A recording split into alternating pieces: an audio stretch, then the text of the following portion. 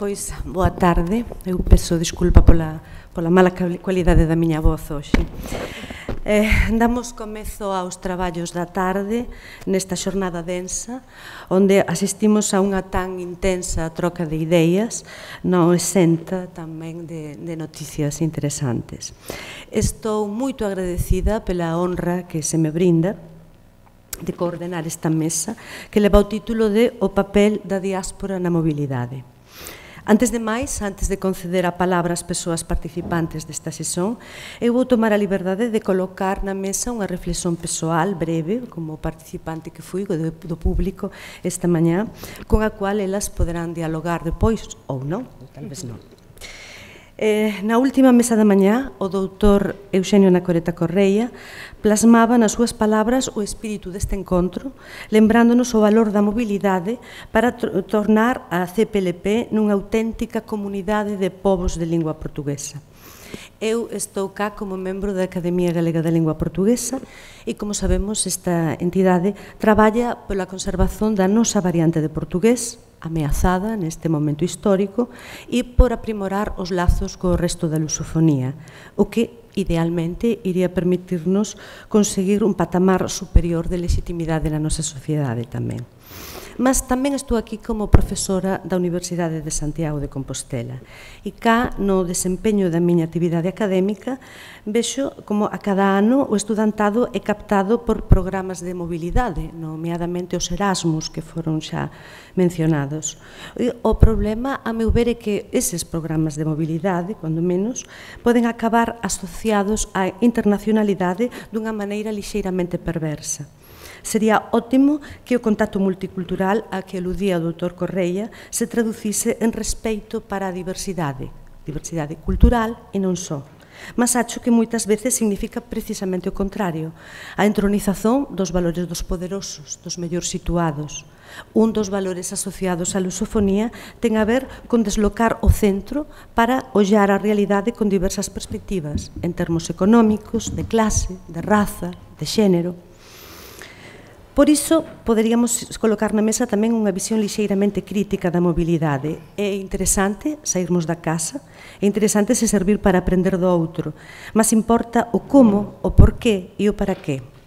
Moitas das nosas estudantes apenas saen para experimentar que a Europa forte, é lixeiramente imperialista isto, ou para con esa fuga de cerebros incorporarse precariamente nas sociedades de acollimento. Dicía a doutora Rosario Álvarez esta mañá que a emigración galega nas diversas comunidades se manteve xeración após xeración. Así foi na historia, mas teño serias dúbidas de que continue así.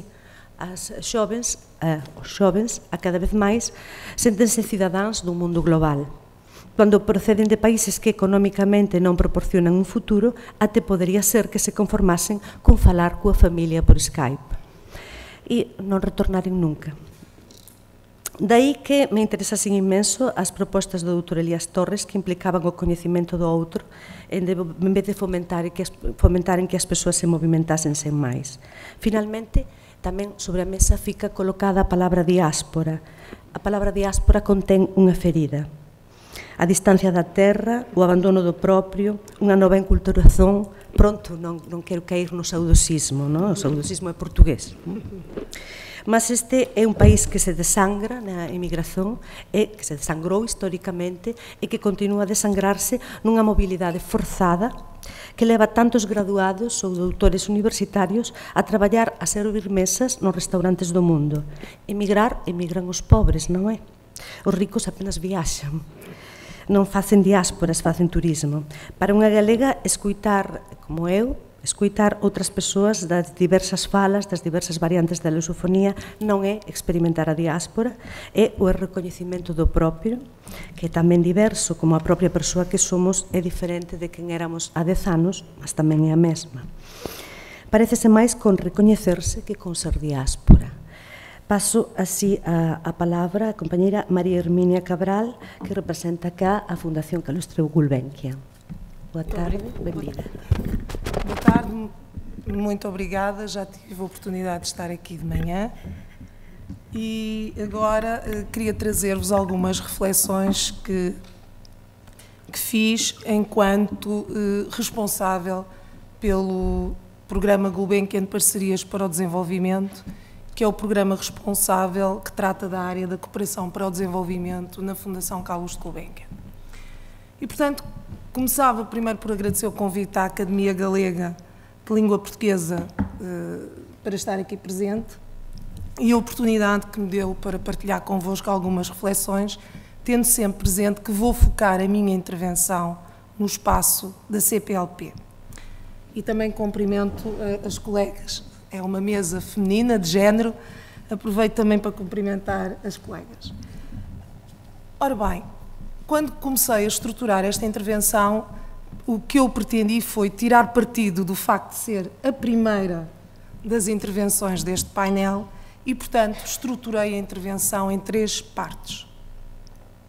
Antes de mais, uma primeira parte de conceitos, ideias e factos sobre o que é que eu, e muita gente entende, com mobilidade académica e científica também. Em segundo, uma segunda parte sobre o que é que falamos quando falamos de diáspora e a forma como a diáspora pode intervir e criar sinergias com a mobilidade. É disto que eu acho que hoje queremos falar. E uma última, muito breve, eu estou em representação da Fundação Gulbenkian, falar sobre alguns projetos que a Fundação desenvolve ou apoia e que nós consideramos que se enquadram neste âmbito. Comecemos pela questão de o que é isso de mobilidade académica e científica. Para mim, a mobilidade académica e científica é a troca de conhecimentos e experiências entre as academias, os centros de investigação, os investigadores, e esta troca tanto pode ser de fluxos físicos ou utilizando as tecnologias de informação e comunicação, como hoje de manhã nos foi referido. Em segundo lugar, entendo que a mobilidade académica e científica é uma condição fundamental para a criação de um espaço de ensino superior, ciência e tecnologia da CPLP. Terceiro, para haver verdadeira mobilidade académica é a condição necessária, mas não suficiente, que as instituições se vejam como pares e não numa relação desigual. E depois é obrigatório haver vontade de todos os agentes, desde os governos, às instituições, aos docentes, aos não docentes. E para haver esta vontade, julgamos que será importante que todos percebam que, no fim de tudo, todos ganham, ninguém perde. Ora, no espaço da CPLP, a atual mobilidade académica e científica, se eu tivesse que a caracterizar em 3 pontos, de uma forma muito simples, diria que ela hoje é assim. Alunos, docentes e investigadores de Portugal e Brasil circulam entre os 2 países. Alunos, docentes e investigadores dos PALOP vão para Portugal e para o Brasil. Os docentes de Portugal e do Brasil lecionam, suprindo necessidades nas instituições de ensino superior dos PALOP e participam e lideram grupos de investigação. Ora, no futuro, este movimento, em particular nos 2 últimos casos que falei, terá que ser em ambos os sentidos e circular.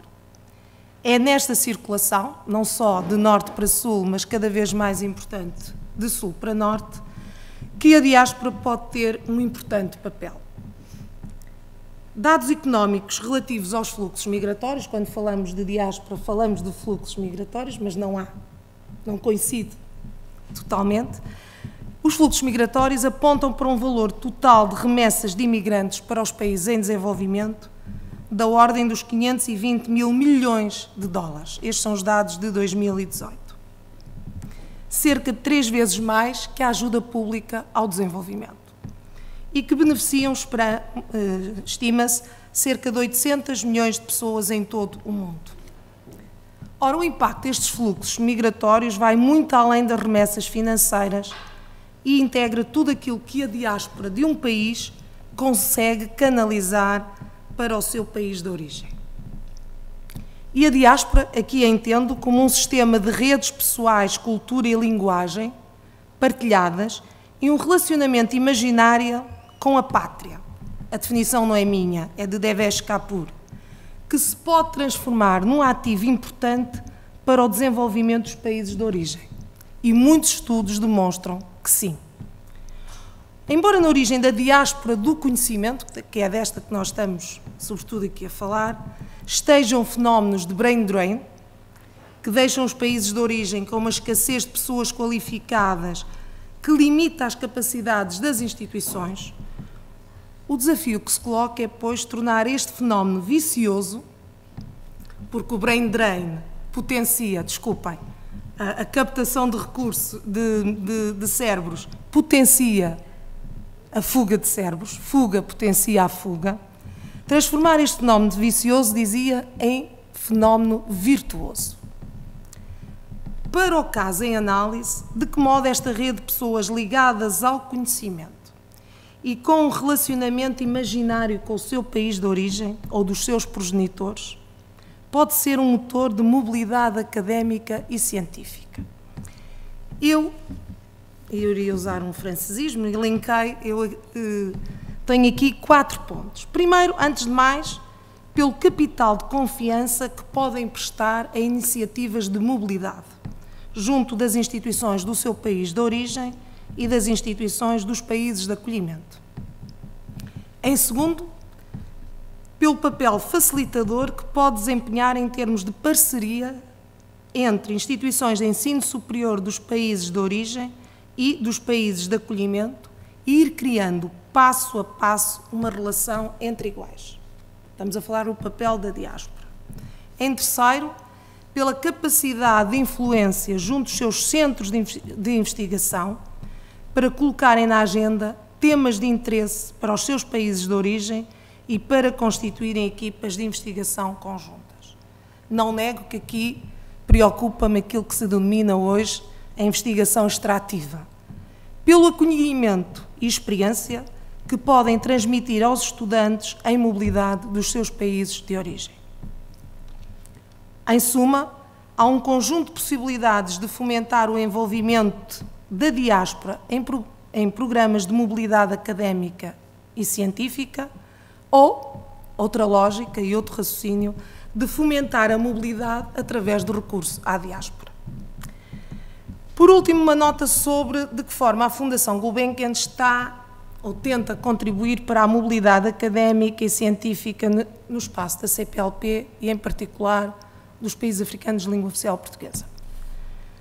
A Fundação é uma parceira de longa data, de quase 60 anos, de um conjunto de instituições de ensino superior, portanto, muito antes da independência, já na Constituição dos Estudos Gerais, dos PALOP e de Timor-Leste e, mais recentemente, de centros de investigação em saúde destes países. Vamos nos referir mais em concreto a algumas iniciativas que foram desenvolvidas. Primeiro, e porque achei interessante que hoje de manhã isso foi falado, o apoio à criação e funcionamento das primeiras edições de cursos pós-graduados, mestrados e, mais recentemente, doutoramentos nas instituições dos países parceiros, em áreas alinhadas com estratégias de desenvolvimento desses países, assegurando-se nesses projetos a ligação entre instituições de ensino superior portuguesas e as suas congêneres nos PALOP e Timor-Leste. E, ultimamente, até já contamos com apoios em que envolvem outras instituições de ensino superior de países africanos. Por outro lado, a priorização de bolsas de estudo para formação pós-graduada e em áreas específicas que respondam às necessidades desses países. E para lá destas bolsas, novas modalidades de apoio que têm vindo a ser testadas à mobilidade de estudantes e investigadores. Bolsas para estágios científicos avançados em instituições de ensino superior portuguesas para alunos que estão a efetuar o seu doutoramento em instituições de ensino dos países parceiros. Em segundo, bolsas de apoio à investigação. Este foi o caso que nós fizemos 3 edições e depois paramos, porque não tivemos procura suficiente. Também é bom trazer os exemplos, que às vezes não correm como nós pensamos que podem concorrer. E quando eu vos disser, vocês vão ficar admirados. Bolsas de apoio à investigação para estudantes de doutoramento dos PALOP que se encontravam a realizar os seus estudos em universidades no exterior dos seus países e que pretendiam realizar os projetos de investigação nos países de origem. Lembro-me que apoiamos 3 bolsas da Universidade de Vigo, de estudantes dos países africanos que estavam a fazer na área estou-me a lembrar desses, na área dos estudos do mar, e que, através desta bolsa, puderam ir a Cabo Verde desenvolver os seus projetos de investigação. Mas a verdade é que não tínhamos uma demanda, como se costuma dizer, suficientemente atrativa. E tu diria que estava a resultar, não é? E não era um incentivo de algum valor. Em terceiro lugar, o programa de pós-graduação Ciência para o Desenvolvimento, coordenado pelo nosso Instituto Gulbenkian de Ciência, que conta com a parceria do Ministério do Ensino Superior de Cabo Verde e a Comunidade Científica de Língua Portuguesa, que apoiou durante 4 edições, acabou o ano passado, a formação de uma nova geração de cientistas em língua portuguesa no domínio das ciências da vida. E este projeto teve o apoio da CAPES, do Brasil, da Fundação para a Ciência e Tecnologia e da Merck. Outro projeto que nós estamos agora a tentar relançar, o ano passado teve uma quebra por falta de procura, o projeto Expand PALOP, da PARSUC. O que é a PARSUC? Não sei se sabem, é a Associação de Investigadores Portugueses no Reino Unido, e através de um apoio que nós damos, uma bolsa de viagem a investigadores dos PALOP para fazerem estágios junto dos laboratórios de investigação destes investigadores portugueses que se encontram no Reino Unido. E uma última que eu gostaria também de partilhar convosco, que é uma tentativa de desenvolvimento de um primeiro curso de doutoramento em Gestão e Políticas no setor agroalimentar, a realizar em Moçambique e que envolveria, porque ainda não conseguimos começar, docentes das universidades de Angola, Cabo Verde e Portugal. Seria o primeiro doutoramento no espaço da CPLP de âmbito multilateral. Teria professores de todos estes países. Este seria, pensamos, este caso, um bom contributo para a alteração da lógica norte-sul e bilateral, que em regra imperam em todas as nossas abordagens. Isto é, fiz-vos aqui um pequeno retrato do que tem sido talvez os últimos 10 anos em termos de apostas em projetos que podem concorrer para o fomento da mobilidade de estudantes, investigadores e docentes. Mais recentemente, definimos como área prioritária no ensino a matemática. Desde há 2 anos, a matemática tornou-se uma das nossas, talvez a maior prioridade.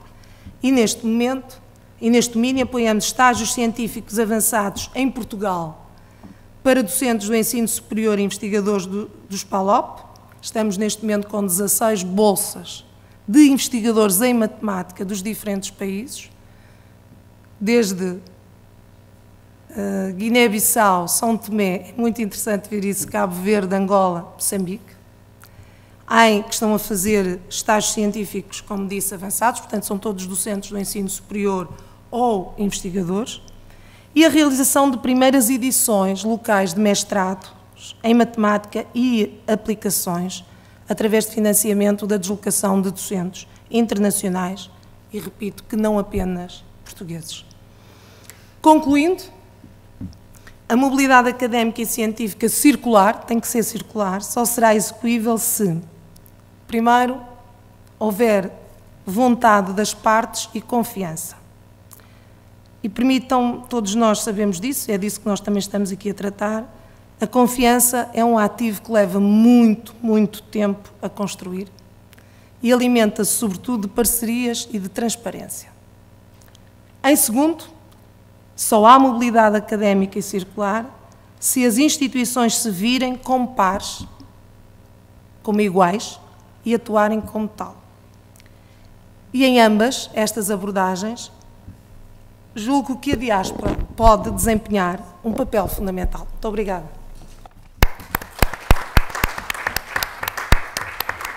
Muito obrigada. Teria agora a palabra a doutora Cristina Sarmento, que é presidenta da Asociación das Universidades de Língua Portuguesa, e no seu nome vai falar para nós a doutora Mariana Portas. Muito obrigada.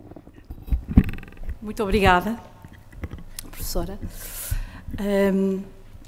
Eu tenho, como já referiu, tenho o gosto de ir apresentar de seguida, em substituição da professora Cristina Sarmento, presidente da AULP, Associação das Universidades de Língua Portuguesa, que não pôde, infelizmente, deslocar-se a Santiago de Compostela para apresentar o programa Mobilidade AULP,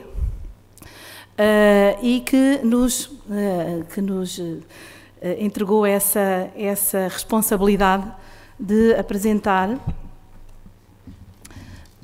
sendo que este é um projeto piloto no âmbito da mobilidade estudantil que merece a nossa atenção. Aqui em baixo, exatamente. Eu não sei se sabem, mas a ULP é uma estrutura que articula dezenas de universidades em todo o espaço geográfico dos países de língua portuguesa. É uma estrutura pequena, reduzida, que atua sobretudo como mediadora e facilitadora de parcerias quer bilaterais, quer multilaterais, e portanto vão ver agora ao longo desta apresentação.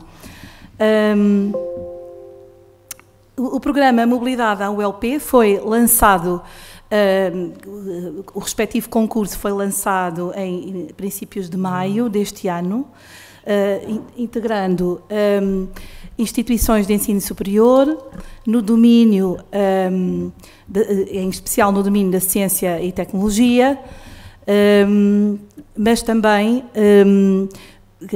sendo progressivamente alargado a outras áreas científicas. Entendeu-se como pressupostos de que é preciso ampliar o potencial transformador das instituições de ensino superior, construir um espaço comum e potenciar o impacto internacional da ciência que é produzida em cada instituição. E, muito em especial, privilegiando o diálogo Sul-Sul e o compromisso universal, da partilha universal da ciência. Há uma série de oportunidades que se perfilam, que permitem contribuir para a mobilidade como um ativo transformador do espaço da língua portuguesa, e uma série de desafios também. Portanto, como oportunidades temos a população, a dimensão da população, a língua portuguesa como ativo importante, como língua global, o património comum, a capacidade de mobilizar o conhecimento e as pessoas, como já referiu, como foi referido também pela doutora Maria Hermínia Cabral, mobilizar pessoas e conhecimento, e a cumplicidade das heranças partilhadas,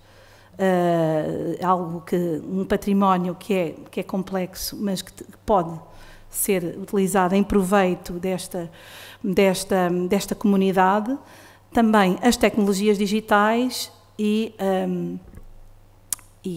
os aspectos da governança atuais. Como desafios e incertezas, temos questões como as questões de género, questões da inclusão, a necessidade da formação de professores, as questões que se prendem com a equivalência, com a construção, a convergência dos currículos, o tipo de formação que é dado, a aproximação entre padrões.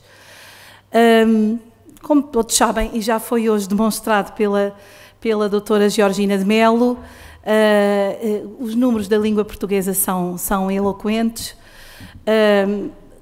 Em meados do século XXI, aproximamos-nos dos 380 milhões, e, portanto, a língua portuguesa, não há qualquer dúvida que a língua portuguesa será uma língua de ciência e um património imaterial universal, sendo a quarta língua mais falada, pelo menos de alguns pontos de vista, a primeira língua mais falada no Hemisfério Sul, uma das mais utilizadas nas redes sociais, etc., que já foi referido.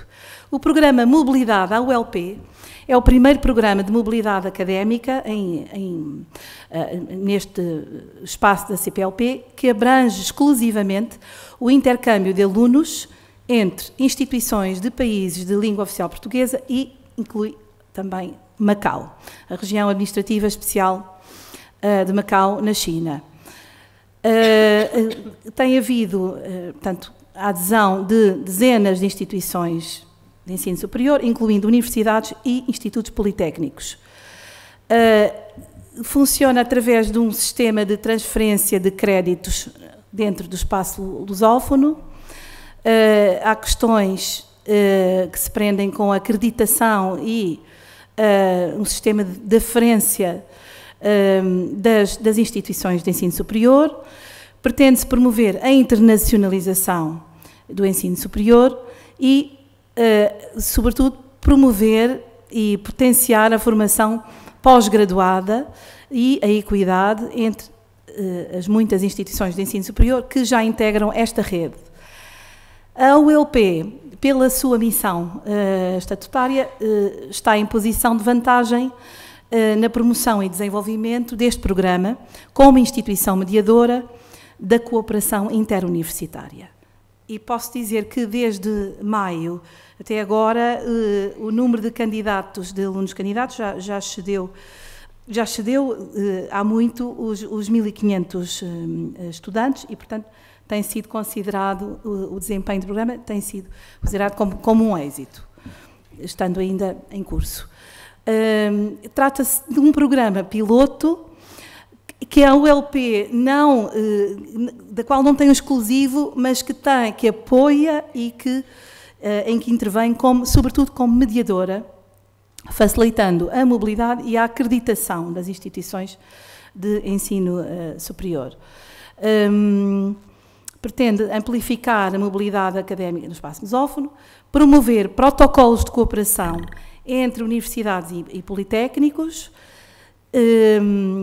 melhorar o sistema de transferência de créditos dentro do espaço lusófono, como já vimos, este é um dos desafios que se colocam, impulsionar os currículos flexíveis, difundindo a cultura, se pode chamar, lusófona, a diversidade das culturas de língua portuguesa e aumentar, de um modo geral, a afluência e o interesse pelo ensino nos países de língua oficial portuguesa, bem como em Macau e na China. E fomentar a comunicação global, destruindo as barreiras linguísticas que ainda existem em grande medida. A adesão dos membros, até agora registam-se, até alguns meses atrás, este slide foi feito na altura do lançamento do concurso, portanto, estão 67 membros inscritos e a funcionar e a contribuir para inscritos e a receber candidaturas de estudantes no âmbito deste programa. E estas são as instituições que aderiram desde o início, já há mais. Temos várias dezenas de instituições no Brasil, Portugal, Moçambique, Angola, uma participação bastante maciça. Os 9 países de língua oficial portuguesa oferecem múltiplos destinos que permitem essa mobilidade entre 4 continentes e, portanto, que vão desde a África, a Europa até a Ásia. Os projetos estão divididos por países e em várias áreas de especialidade científica, como veem, que cobrem as humanidades, as ciências sociais, as ciências e tecnologias, as ciências naturais, etc. E abrange também a parte da administração. Portanto, o procedimento faz-se em 4 fases. O registro na plataforma da mobilidade à ULP, com um bocadinho um processo semelhante ao que foi já exposto relativamente ao Jacobus, mas com especificidades. A escolha de um projeto de pesquisa, tomando em conta o país do destino e a instituição de acolhimento e o curso que se pretende frequentar, a formalização da candidatura com o carregamento da documentação, a avaliação e e a resposta que não é definitiva, portanto que admite a recandidatura e portanto que permite digamos, essa flexibilidade. Várias instituições são parceiras deste programa de mobilidade, a começar pela própria CPLP, e no âmbito deste programa de mobilidade, o programa está aberto a novas parcerias, sendo que as parcerias em curso passam pela avaliação e, digamos, por um processo de acordo com a própria CPLP e com as instituições que enquadram este programa. É um exemplo, o Instituto Camões, a Fundação para a Ciência e Tecnologia, International Association of Universities, que contribuem para a projeção internacional do programa. E, portanto, posso acrescentar que a ULP está inteiramente disponível para receber vossos contactos ou questões que entendam colocar. Está aberta a troca de informação e intercâmbio sobre o programa. Tem sede em Lisboa, tem sede em Portugal, tem sede na Avenida Santos Dumont, em Lisboa, e deixo-vos, portanto, o contacto. Não estou habilitada a responder a questões muito específicas que queiram colocar, mas podemos nós também, a Fundação Carlos Gulbenkian, funcionar como mediadores de questões que queiram e pôr-vos diretamente em contacto com a ULP. No entanto, este é um programa que tem revelado, que tem tido bastante resposta no âmbito dos mais diversos países de língua portuguesa. Obrigada. Muito obrigada. Agora, falta outra parte. Eu queria pedir, se me permite, acrescentar outra brevíssima apresentação que iria fazer agora sim, em nome também da Fundação Carlos Gulbenkian, que é apresentar-vos um bocadinho, para quem não conhece, muitos já conhecem bem este tema, que é o da Plataforma 9, a rede digital que tem contribuído alguma coisa para a mobilidade académica e científica entre investigadores e estudantes de países de língua portuguesa. Queria só mostrar, porque vos vou apresentar um brevíssimo vídeo que preparámos este vídeo já há 2 anos e meio e dá um bocadinho a ideia do que representa a Plataforma 9. Em todo o caso, gostava de vos referir algumas palavras muito breves sobre como surgiu a Plataforma 9. Surgiu a partir de uma evidência de que neste mundo globalizado, em que se evidencia, acentua a necessidade de uma partilha mais eficaz do conhecimento e, sobretudo, a construção de pontes entre a família, no seio da família pluricontinental e multicultural, que é a família da língua portuguesa, e policêntrica, que é a família da língua portuguesa, entendeu-se que era prioritário criar um instrumento independente, puramente académico, não dependente de instituições oficiais, nem de organizações políticas, criar um instrumento independente que possibilitasse a articulação em rede entre instituições e programas nacionais e internacionais dedicados aos estudos avançados sobre as culturas de língua portuguesa e todas as manifestações culturais em português. E este projeto enquadrava-se no programa de ação de 2 instituições, a Fundação Carlos Gulbenkian e a AIL, Associação Internacional de Lusitanistas. Da Fundação Gulbenkian, porque desde o início da sua atividade cultural, a Fundação considerou sempre prioritário contribuir para a promoção e a difusão da língua e da cultura portuguesa e, num segundo momento, também se dedicou à promoção das culturas de língua portuguesa no plural. E, recentemente, a Fundação Gulbenkian tem-se dedicado à construção de redes de articulação e partilha de conhecimento, fomentando parcerias entre parceiros culturais, como as universidades, as academias e muitos outros agentes, estimulando, aproveitando sinergias e sempre promovendo a formação especializada. E a Associação Internacional dos Lusitanistas, porque é atualmente a mais dinâmica e representativa associação de investigadores de estudos culturais sobre as culturas em português, com centenas de investigadores espalhados por muitos continentes. A AIL e a Fundação Carlos Gulbenkian estabeleceram uma parceria e lançaram, em 2013, esta rede digital de intercâmbio informativo e científico que abrange quaisquer expressões culturais em língua portuguesa. Portanto, e pretende constituir-se como um espaço privilegiado para uma troca constante de informação entre todos. E, portanto, o portal foi lançado no Mindelo, como já vai ser referido no vídeo, em Cabo Verde, em 2014.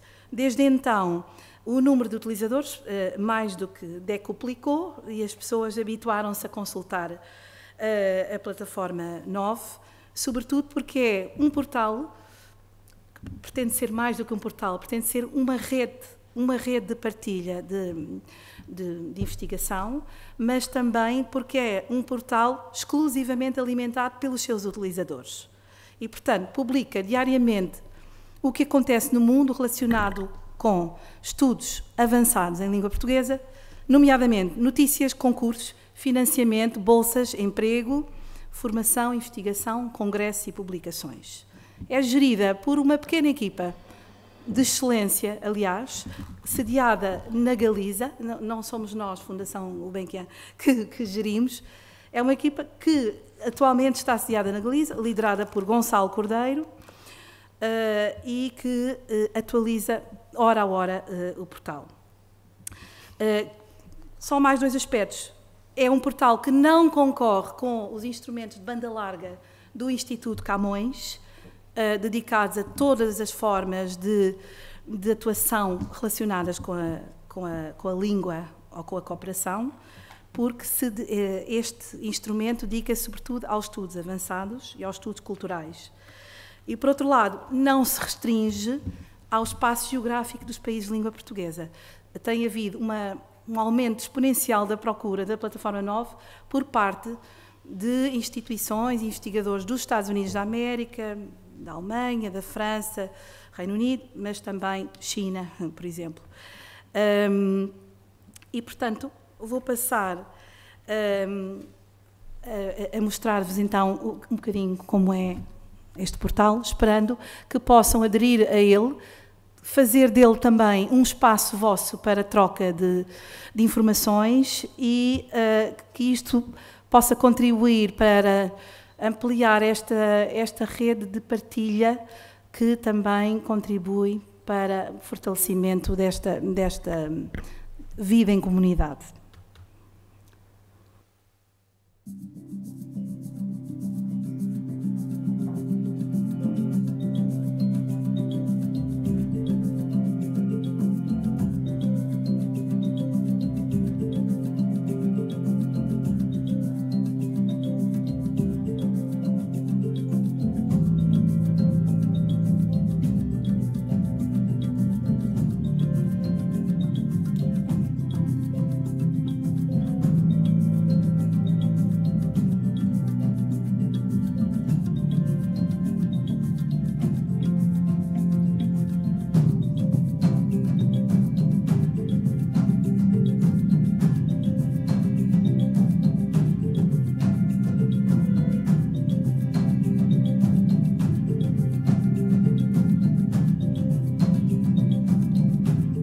Olá, eu sou Vanessa, sou da Alemanha, vim a Portugal há 4 anos. Em princípio foi só para fazer Erasmus, mas depois gostei tanto que acabei por ficar. e agora estou a fazer um mestrado em Linguística na Faculdade de Letras, e durante o mestrado comecei aqui a trabalhar no Centro de Linguística, num projeto de investigação para português como língua estrangeira. Portanto, eu estou especialmente grata ao Plataforma 9, que permitiu à minha coordenadora do projeto obter esse financiamento para abrir uma nova bolsa, que agora é a bolsa que eu tenho. Através da Plataforma 9, podemos dinamizar o Prémio Internacional de Investigação Histórica Agostinho Neto, co-organizado pela Fundação e pelo Instituto Afro-Brasileiro do Ensino Superior, representado pela Universidade Zumbi dos Palmares, em São Paulo.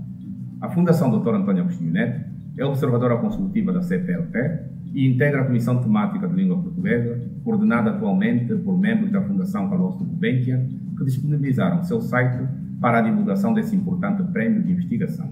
Saudamos e regozijamos pelo lançamento da rede digital, pois esta iniciativa quebra barreiras e é uma ferramenta que nos aproxima neste mundo cada vez mais global. Estamos juntos.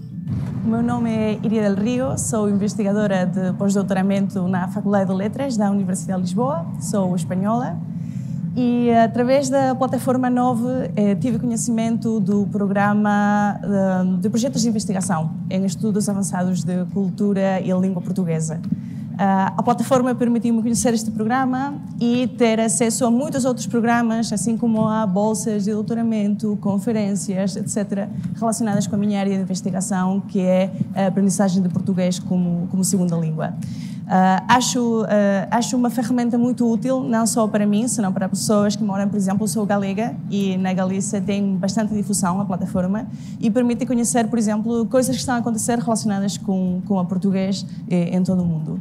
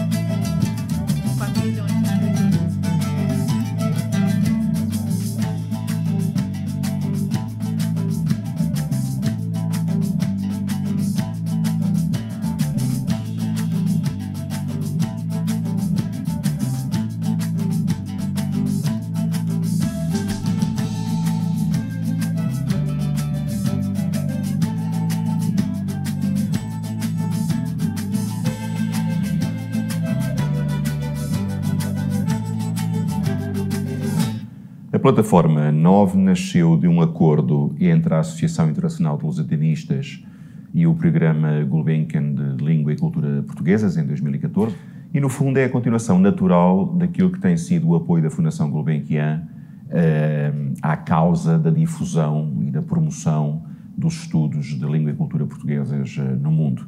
A plataforma permite pôr em contacto e fazer circular a informação entre parceiros institucionais e individuais espalhados por todo o mundo, gente que está em escolas, universidades, centros de investigação, nos 5 continentes, literalmente, em alguns casos é mesmo a principal plataforma, o principal instrumento de difusão que anuncia onde e quando é que há colóquios, congressos, eventos, até quando é preciso apresentar a candidatura, quando é que há programas de bolsas, quando é que há oportunidades de lugares de ensino em universidades e escolas internacionais nesta área.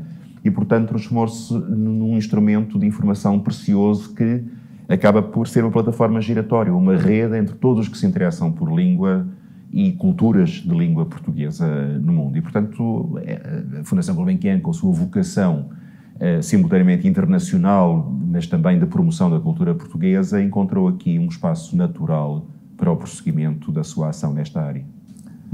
A Plataforma 9 foi criada graças à parceria sólida entre a Fundação Gulbenkian e a associação mais antiga dos estudiosos de língua portuguesa, a Associação Internacional de Lusitanistas, a partir de uma ideia muito fértil do meu antecessor, o professor Elias Torres Feijó.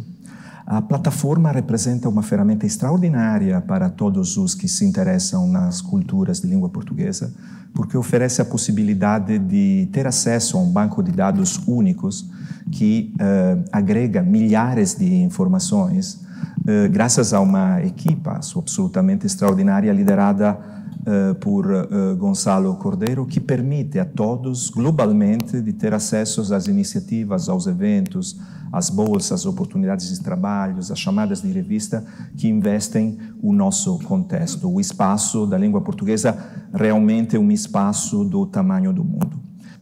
A plataforma 9 representa um dos rostos da Associação Internacional de Lusitanistas, representa um mundo aberto, solidário, transparente, permanentemente em comunicação, e é por isso que nós cremos que a plataforma é um cartão de visita importante para a nossa associação.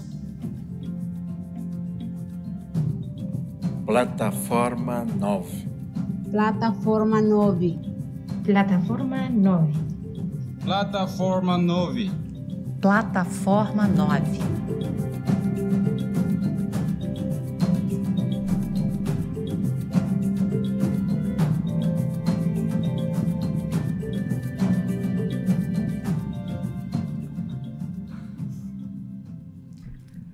Só acrescentar mais um dado. A Galiza faz parte da plataforma 9 e isto deveu-se a uma razão circunstancial e uma razão de fundo.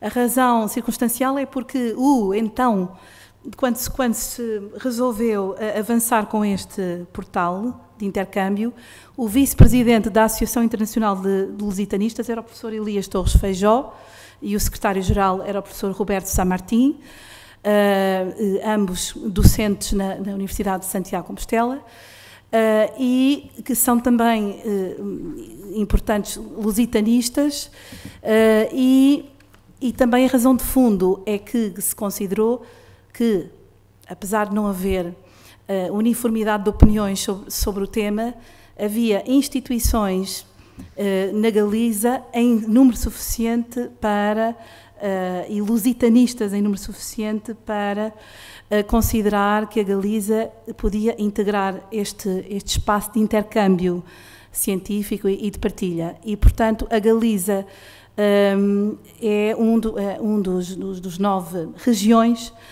da plataforma 9. E outro aspecto interessante é que, se abrirem o portal, eu não vou abrir agora o portal para não gastar mais tempo, que já me excedi.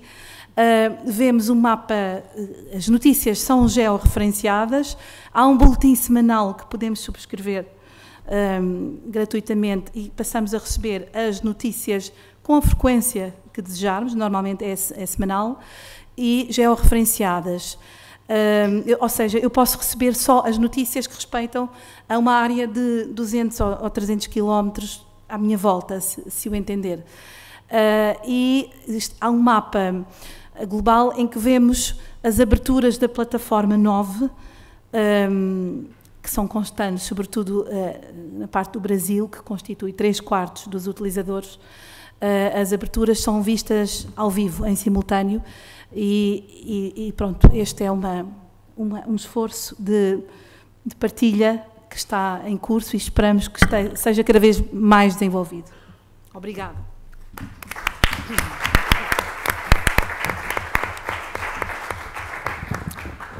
Vou dar agora a palabra a miña querida amiga Antía Cortizas, con quen sempre me encontro en eventos deste tipo, relativos á lingua. Ela representa cá na mesa a Asociación de Docentes de Portugués na Galiza. Boa tarde. Estou en representación do presidente Xurxo Carballido, que non puido comparecer hoxe, e de 2 colegas que están tamén aí, que tamén pertencen á asociación, por tanto, poderán complementar depois todo o que eu diga aquí. Entón, é agradecer primeiro o convite da Academia Galega da Lingua Portuguesa e a presenza de todas aquí nesta mesa. E, como veño en representación da Asociación dos Docentes de Portugués da Galiza, vou trocar un bocadinho o sotaque agora, sim, para o outro padrão também desta língua. Nós, na mobilidade, temos a ver é que formamos pessoas nesta língua global, basicamente. Sim? Então, eu venho questionar um bocadinho também o que a Teresa falava no início de o que é que consideramos mobilidade. Sim? Viagens no geral, por ócio, migrações, outras mobilidades laborais, por vontade, mais por vontade ou não tanto por vontade, programas de intercâmbio que há hoje em dia, estágios, outros programas de mobilidade específicos que surgem à nossa volta a toda hora neste mundo atual, ou até a permeabilidade das fronteiras, para o caso, o que a Galiza é bastante peculiar nesse sentido. Então, eu nesse contexto também quero salientar o que tem significado essa mobilidade, que implica essa difusão ou essa diluição de talvez cidadãos de um ou de outro lugar mais para cidadãos do mundo, com estes intercâmbios, neste caso com dados do que eu consegui agora sim e que nos são mais próximos, que é do Erasmus, que é uma da mobilidade mais importante que há no Estado espanhol, a nível de estudantes, claro, e juventude. Então, como podem ver aí, há muitos dados que referem à importância deste fenómeno, não é? Enquanto às vidas pessoais, em como isso influi na nossa vida pessoal, são dados da União Europeia mesmo. Então, dentro deste contexto, o que é que a Galiza implica, como é que se situa nesta loucura de mobilidade, não é?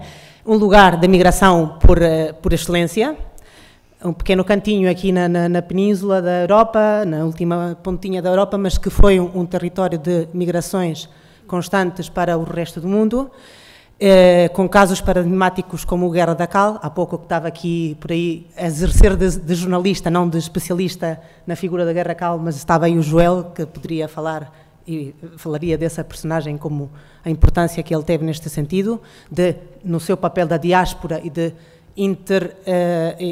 interponte ou ponte entre culturas galega e portuguesa nos Estados Unidos, portanto mais mobilidade do que essa não poderia haver também. Depois estamos na Galiza como meta de um caminho de peregrinação, portanto também confluem mobilidades por todo quanto é lugar. Existem centros galegos e uma promoção da língua e da cultura galega por todo quanto foi mundo, por causa dessa histórica migração, o que hoje em dia perdeu, acho, na minha opinião, não que me parece a mim, perderam um bocadinho o seu poder, mas que tiveram muita importância ao longo dos últimos anos. Depois é uma fronteira com Portugal que sempre esteve semi-aberta e por vezes semi-fechada, mas dessa permeabilidade que falávamos antes. Foi a primeira euro-região como tal europeia, de Galiza, norte de Portugal, no 2008. Também já antes disso, antes de ser oficialmente euro-região, existiram instituições como a Comunidade de Trabalho Galiza Norte de Portugal, instituída em 1991. Está muito alto, não é? É que eu não precisava de microfone. Eixo Atlântico também, outra instituição do Eixo Atlântico do Noroeste Peninsular, que foi criada em 1992, também de intercâmbio, que hoje em dia é uma das instituições com muita importância a nível de organização de cidades e de comunicações, não é? Digamos assim. Bom, parte da Eixo Atlântico, eu repeti aí, faz parte dentro das cidades de língua portuguesa, da UCLA, Santiago Compostela, há pouco tempo, mas já está também aí.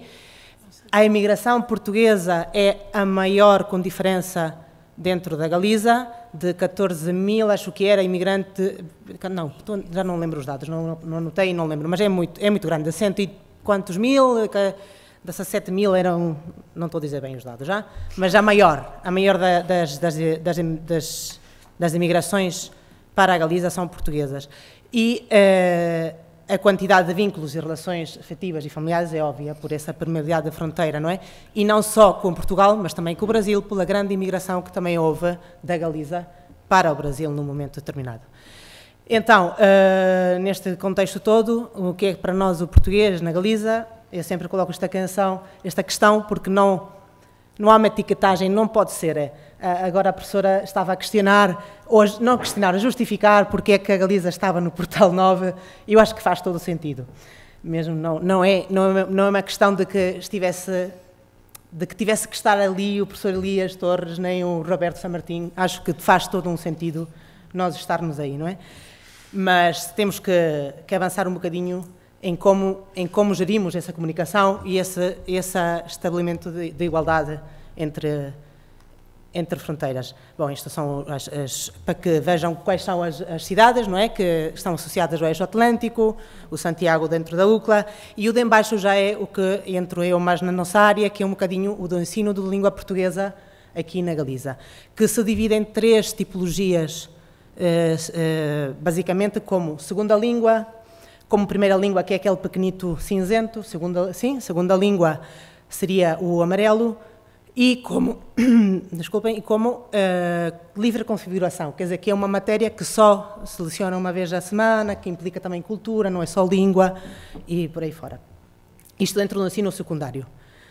Bem, estes dados são um bocado antigos, de há 3, 4 anos, mas a proporcionalidade seria a mesma, ok? Continuamos a ter um ensino do português que se baseia, está principalmente orientado dentro das escolas de línguas, que são ensinos para adultos, onde as pessoas vão porque querem e com diferentes motivações. Laborais, como ócio simplesmente, como saída profissional e por aí fora. Então, realmente não está integrado completamente ainda dentro do sistema educativo galego a língua portuguesa. Estamos no caminho, mas ainda não está.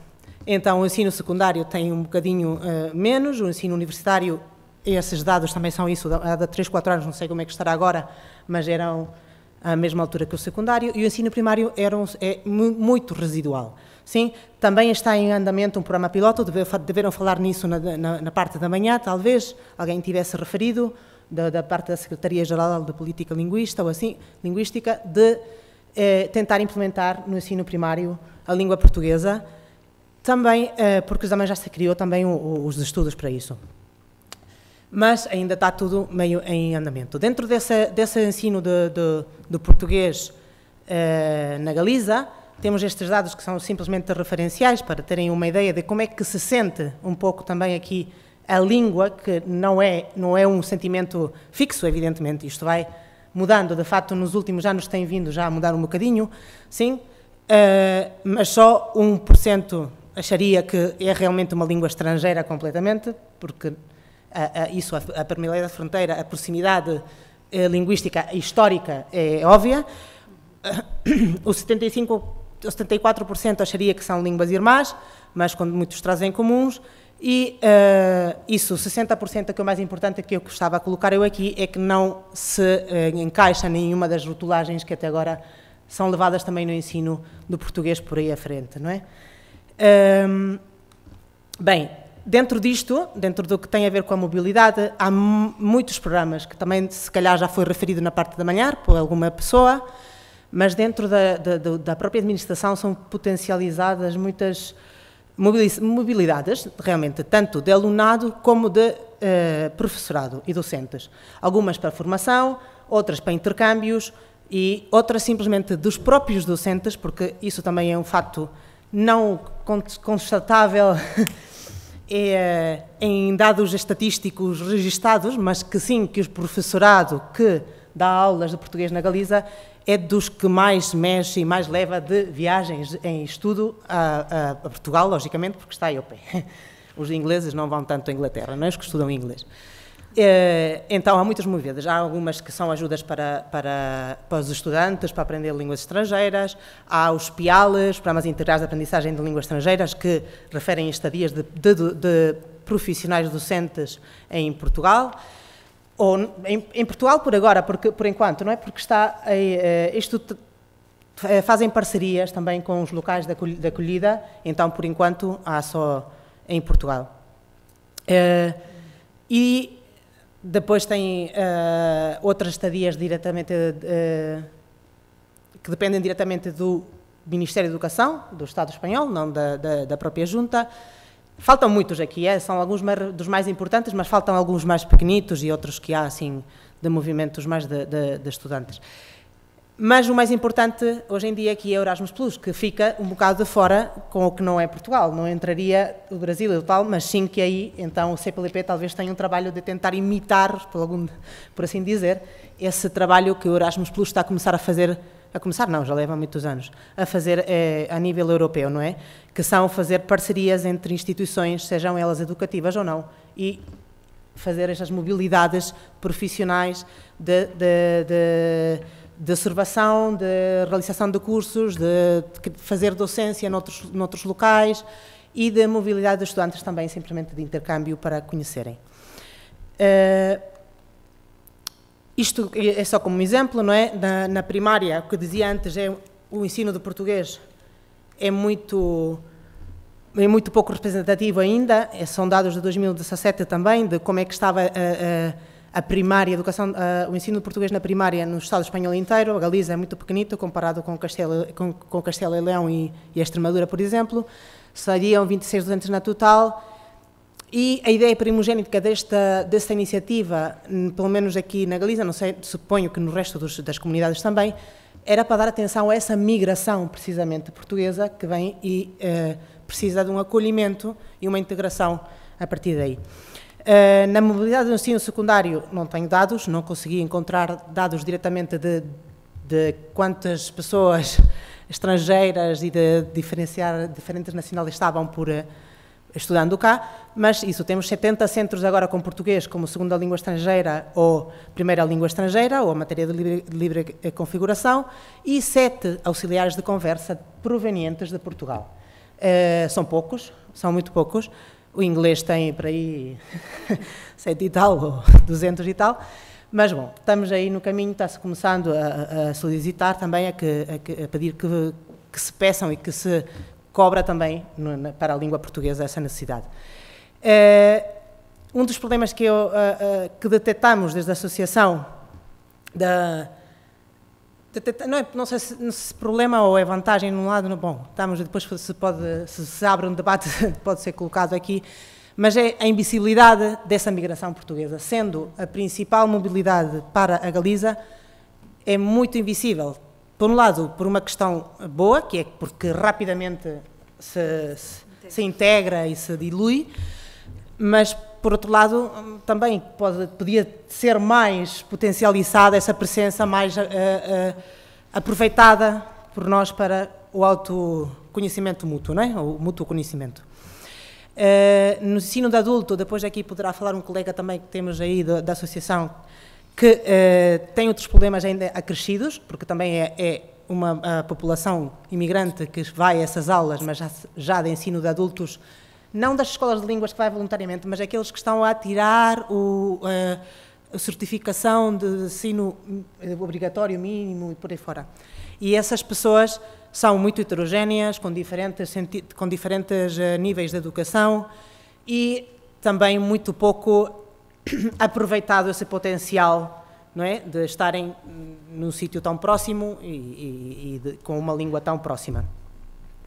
E pronto, o que falávamos antes, há uma vantagem muito boa, que é que o professorado de português é muito mexido e faz muitas viagens, promove muitos intercâmbios e há muitos programas de intercâmbio mesmo, como viagens, o PIAL que falávamos antes, ou o projeto próprio de Ponte nas Ondas, não sei se conhecem também, que é uma mobilidade entre estudantes do secundário, entre Portugal e a Galiza, para criar um património, para pedir que se faça património mundial da humanidade o galego-português. Sim. Então, no ensino superior, imagino que já tenha falado o professor Elias e outros de parte de manhã, mas o mais importante é o programa Erasmus, as antigas bolsas Leonardo e Faro, também que existiam antigamente, não é? Que também foram os precedentes ao Erasmus pelos conhecidos hoje, e outros estágios profissionais de investigação, etc., que existem, que são inúmeros, e que Portugal, pela proximidade, também não tenho dados estatísticos, mas suponho seja uma dos principais locais para ir. E também, não sei se tenha falado, mas acho que antes de manhã se falou, porque se foi referido aqui também, de que vão buscar essa mobilidade muito alunado na atualidade para a universidade, não é? Bem, e também têm os leitores nas universidades, não sei quantos, mas há 2, 3, agora 2. Só a Carla, só. Ok. Depois há protocolos de cooperação na Corunha e em Vigo. Ok. Bem, e o que é que temos nós a ver com tudo isto? Além de que somos a Associação de Professores de Português na Galiza. Pois acho que nós somos e devemos ser a associação de referência para o contato de pessoas portuguesas e brasileiras que nos perguntam como podem aceder aqui ao mercado laboral, sempre nos vêm a perguntar coisa que nós não sabemos, não sabemos, não damos resposta porque não há maneira, é como todos, não é? Mas sim que somos uma associação a que nos chegam petições nesse sentido, bastantes. Consideramos que temos que ser a instituição mediadora entre problemáticas docentes da língua portuguesa concretas do ensino português na Galiza e administração. Deveremos ser a instituição a que a nível internacional seja ponte também entre outras associações e instituições paralelas, tipo a APP, a CIPLE, o Portal de Professores de Português de Língua Estrangeira, para o qual também esperemos algum dia poder avançar num trabalho de aparecermos ali com os materiais criados na Galiza e participarmos também desse projeto, com o Instituto Camões, que já realizamos parcerias, não é? E já fazemos com a instituição Camões em Vigo, e até com o Portal 9, que foi referido aqui, que vamos agora começar também, queremos começar um trabalho que nos vão dar uma mão, eles a nós, e nós darmos a conhecer um bocadinho mais o Portal 9 na Galiza, porque, pese a estar aqui sediado, não se conhece muito aqui. Bom, conhece, mas nós somos um círculo muito pequenito, então alargar um bocado também os círculos. E também temos que velar e por exigir da administração uma excelência na qualidade de ensino da língua portuguesa na Galiza, como deverá ser um bocadinho em todo mais ou menos lado. E contribuir para a formação e autoformação das nossas pessoas sócias e por aí fora, não é? Os estatutos aparecem mais, que poderia alargar aqui esta enumeração.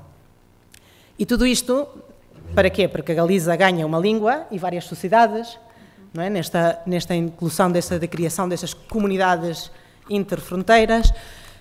Não se trata só de aprender português, mas também de melhorar a competência linguística através do português, através desse retorno um pouco ao nosso início, privilegiar os traços comuns aos países lusófonos face o que tem vindo a ser feito até agora um bocadinho, que tem sido todo o contrário, tudo não, mas um pouquinho ao contrário do distanciamento, potencializar mais-valia do nosso, os estudos de língua e cultura dos países lusófonos, que só viria a nos enriquecer e a nos fornecer uma visão mais ampla do que é o mundo e a vida no geral, e promover a abertura cultural e as vantagens cooperativas de todas destas sincronias, não é? E o que falávamos antes da criação de materiais mais específicos para o estudo da língua portuguesa dentro da Galiza. E o que é que os países de língua portuguesa ganham com a Galiza? Aumento do capital racional, aumento do capital simbólico, a diversidade cultural que também supõe, um alargamento das relações comerciais, porque também não foi referido antes, mas Portugal também é, e Galiza são os que mais relação comercial têm, logicamente, e um referente de origem e mediador não ligado a questões coloniais e imperialistas de metrópole. E pouco mais, a minha apresentação já está, deixo aqui 2 poemas do Carlos Drummond e do Gilberto Mendonça Teles, e da diversidade e da variedade e da riqueza linguística, sim, que sempre soma e não tem que restar. Então, pela minha parte, não tenho mais nada a dizer, tenho aí 2 colegas que podem acrescentar alguma coisa se quiserem, da associação, e agradeço a atenção dispensada. Não tenho depois posso passar isto.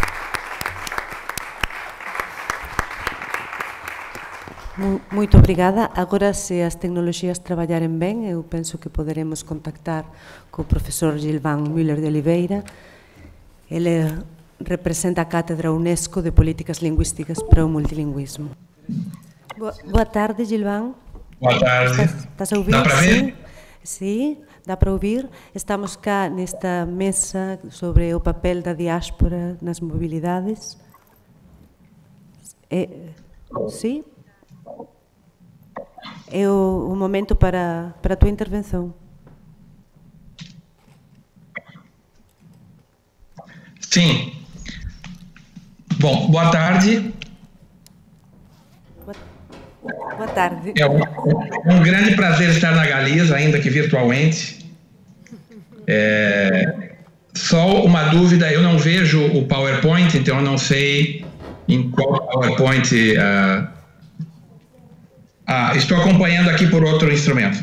Tudo bem, já consigo ver. Muito bem. Bom, então, boa tarde. É um prazer muito grande. Gostaria de cumprimentar a todos. Não consegui ver todo mundo pela câmera. Certamente esqueceria alguém se quisesse citar. Mas queria cumprimentar a doutora Georgina, o embaixador Anacoreta, presidente, cumprimentar muito especialmente a doutora Tereza Mouri, que também é coordenadora da nossa cátedra Unesco, junto à Academia Galega da Língua Portuguesa, e dizer que é um prazer muito grande estar com tantos amigos de novo, e poder repetir um pouquinho sobre esse tema da mobilidade, especialmente, né? Então, próxima tela, por favor.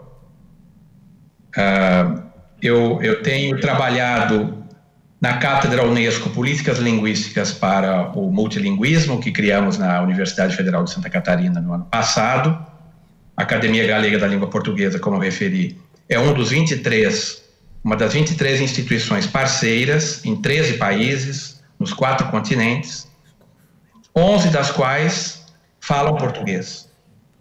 As instituições da cátedra usam 11 línguas para o ensino, para a pesquisa e para a extensão, e nós nos inspiramos um pouco nas palavras do Dr. Moos Lenga, que era tradutor-chefe do escritório da ONU em Nairobi, num dos colóquios que organizamos em 2012 pelo IL. E ele dizia que uma metodologia interessante para promover uma língua é aproxime-se do outro, fale a língua do outro, e o outro terá vontade de conhecê-lo melhor e de falar a sua língua. Então, a nossa cátedra não só se preocupa com o multilinguismo, mas tenta também envolver outras instituições e outras línguas, e assim trazê-los para o âmbito da língua portuguesa também. O próximo, por favor.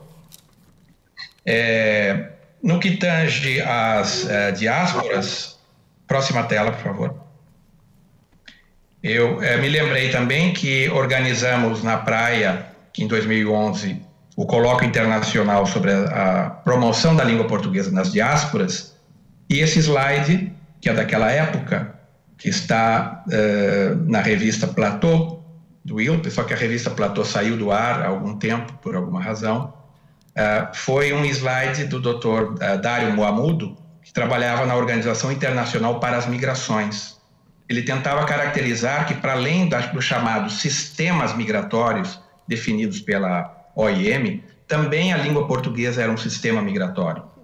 Também ela tinha uma dinâmica interna, e a pesquisa que ele realizava na OIM visava estabelecer, então, as bases e as condições para este sistema, que não é próximo, que não é novo. Próximo slide, por favor.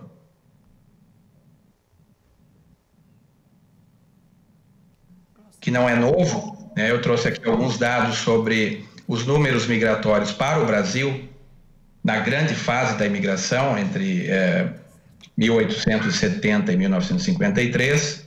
Então, por exemplo, com 1.470.000 portugueses, numa época em que Portugal tinha pouco menos de 7 milhões de habitantes. É uma cifra impressionante. Dentro da cifra, espanhóis estão, então, subsumidos, evidentemente, os galegos, o que trouxe para o Brasil uma grande riqueza linguística, quase toda ela perdida, porque com as várias políticas linguísticas que o Brasil seguiu, hoje são uma parcela muito pequena destes descendentes de imigrantes que sabem outras línguas além do português. Esta tendência às migrações continua, agora em 2 dimensões. O Brasil tem recebido imigração nova, recente, sobretudo haitianos e bolivianos. Então, o Brasil tem 440.000 falantes de crioulo haitiano e tem uma população, tem a maior cidade boliviana do mundo fora da Bolívia, ou a segunda maior cidade boliviana do mundo, depois de La Paz, que é São Paulo, com uma migração de mais de 250.000 bolivianos, falantes de espanhol, de quechua, de aimara e de outras línguas da Bolívia. Só para resumir essa parte, essa tendência às migrações internacionais é crescente, é permanente e deve estabelecer novos parâmetros identitários, novos modos de funcionamento dos estados. Próxima tela, por favor. Novas dinâmicas do que a gente tem chamado de uma realidade pós-nacional. Próxima. Não. Próxima. Próxima tela, isso. Uma realidade pós-nacional e uma realidade pós-ocidental, quer dizer, retorne uma, por favor. Bom, em dois sentidos, pelo menos, né? Num sentido, porque essas migrações vão trazendo realidades de pluralização linguística dentro de cada espaço geográfico, dentro de cada país, dentro de cada cidade. O ideal do Estado-nação monolíngue do século XIX, do século XX, vai ficando formado numa nova realidade, com a qual os Estados terão crescentemente que lidar. Próximo slide. E num segundo sentido, porque eu acho que há uma defasagem entre o que é transmitido na tela e o que aparece aqui na transmissão, né? E num segundo sentido, porque as línguas não ocidentais vêm rapidamente tomando espaço em vários ambientes, sejam acadêmicos ou virtuais.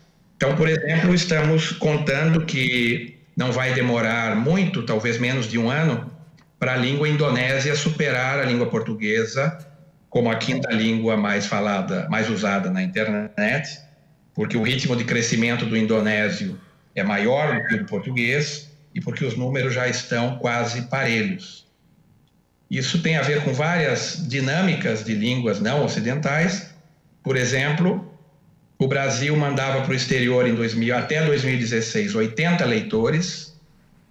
Hoje o Brasil, depois de 2016, o número caiu para 40 leitores.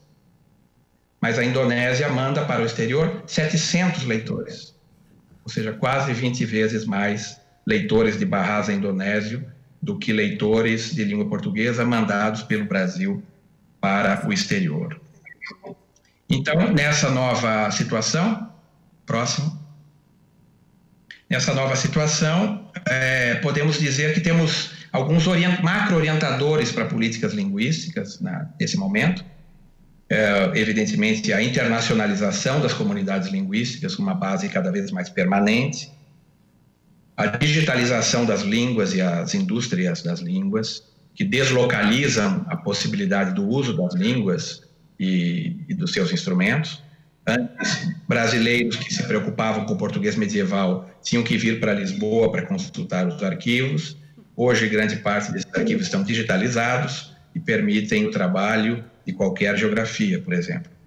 O que implica também na regulamentação de usos do multilinguismo, que cada vez mais se torna uma realidade permanente, uma realidade pungente e demanda novos modos, inclusive de promover uma língua, inclusive de pensar a mobilidade acadêmica. O próximo. Isso aparentemente cria duas tendências contraditórias, porque por um lado nós vemos o incremento do multilinguismo, pelas migrações internacionais, pela educação linguística, pelo ensino de línguas, pelo acesso a múltiplos instrumentos de tradução simultânea, e por outra parte vemos um incremento do monolinguismo em inglês na produção científica, em especial nos artigos de revistas científicas, o que implica, por exemplo, que uma boa parte do corpo docente de dos países de língua portuguesa está produzindo em inglês, está publicando em inglês, implica que estão adaptando os sistemas universitários para funcionar em inglês, para dar cursos em inglês, e significa que podem ocorrer casos como um estudante de um país de língua portuguesa vai para outro país e lá é confrontado com bibliografia, sobretudo de língua inglesa, em inglês, com pautas de pesquisa dos países anglo-saxões, e, portanto, essa é uma realidade com a qual temos que tratar, temos que lidar. Próximo. Isso vem sendo demonstrado por algumas pesquisas muito interessantes, como, por exemplo, esta, que já não é tão recente, mas é muito plástica, que mostra que no século XIX a produção científica era multilingüe, ainda que eurocêntrica, e que crescentemente foi se tornando monolíngue em inglês, que foi crescendo a presença do inglês, foi caindo brutalmente a presença do alemão, que era outra língua importantíssima para a ciência, que chegou a ser a primeira língua da ciência no final do século XIX. Mostra que o russo chegou a ter uma certa presença por volta de 1970, com 22% da produção científica, mas isso depois caiu também com a queda da União Soviética. Próximo. É verdade que... Sim, entre eles o fato de que a China, por exemplo, pela primeira vez ultrapassou em produção de artigos científicos os Estados Unidos, em 2016, com 400 mil trabalhos de pesquisa contra 409, ainda que com várias considerações a serem feitas, o que não quer dizer, evidentemente, que a língua chinesa tem toda essa produção, porque muito da produção da China também é em inglês, mas, de qualquer maneira, evidencia um certo deslocamento nessa produção, e isso nos interessa para a mobilidade, porque a mobilidade não é um fato isolado. A mobilidade tem a ver com como é que o nosso país ou os nossos países podem atrair pessoas de fora, como é que nós damos a conhecer a nossa produção científica e acadêmica, de tal maneira que as pessoas possam considerar-nos na hora de escolher a vinda para os nossos países, que mecanismos nós oferecemos, então, para que a nossa produção científica seja relevante e seja apreciada nos demais países. Próximo. Isso vale para a produção de artigos científicos, mas isso vale também, e vale a pena dar uma olhada como é que as traduções do português para outras línguas e de outras línguas para o português se processam. Esse é um gráfico construído por uma equipe multinacional no MIT, a partir do Index Translationium da Unesco, considerando todos os livros publicados, todos os livros traduzidos de qualquer língua para qualquer língua, desde 1954 no mundo. Transformando isso em dado visual, como podemos apreciar, o que nós constatamos? Então, constatamos que o sistema de traduções no mundo tem centros que organizam, digamos, sistemas de comunicação. Uma língua como o uzbek não se comunica com uma língua como o português, exceto através do russo e depois através do inglês. Portanto, há pivôs que fazem as línguas se comunicarem ou não. Se nós observarmos bem, além da estela do inglês, que é a maior de todas, tanto como língua fonte como língua alvo, nós vamos ver que algumas línguas como o russo ou o francês ou até o holandês, e em menos escala o próprio chinês, eles congregam comunidades linguísticas ao seu redor.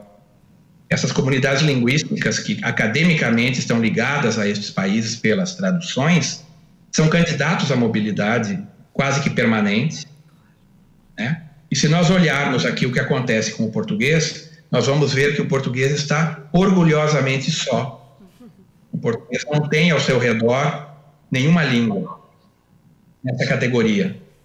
Nós na nossa tradição de monolinguismo, nós não fomentamos as demais comunidades linguísticas ao nosso redor.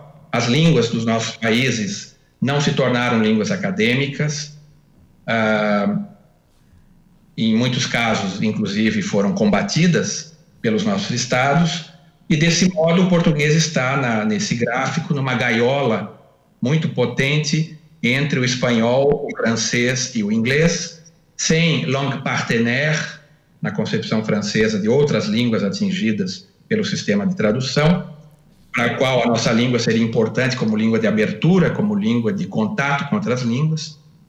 Se nós observarmos, por exemplo, que A língua portuguesa é uma língua que esteve na Índia durante 500 anos e não há uma forte ligação de tradução entre as línguas indianas e a língua portuguesa.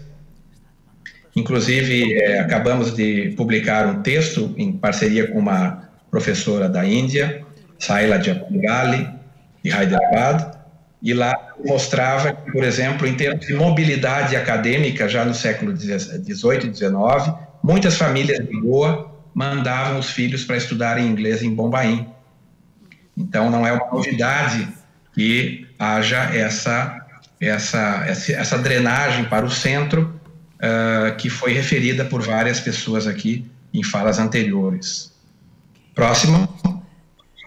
Apesar disso, e apesar de que o português não fez tradicionalmente, não teve uma presença importante como língua da ciência em momentos anteriores, como outras línguas europeias, nós vemos um crescimento constante e importante da produção científica. Vamos pegar aqui o caso da produção brasileira, mas ela não é muito diferente em outros países de língua portuguesa também. Um grande crescimento da produção científica após o ano 2000, e ela veio constantemente em crescimento até 2016 no Brasil, quando estagnou. Próximo.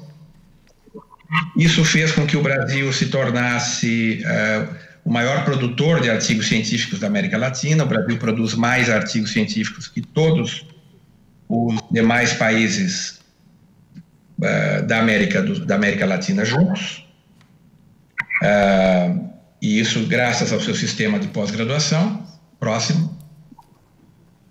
Tem produzido também crescentemente mais e mais teses de doutorado e de mestrado. Passou de menos de 3 mil teses de doutorado por ano para mais de 16 mil em 2016.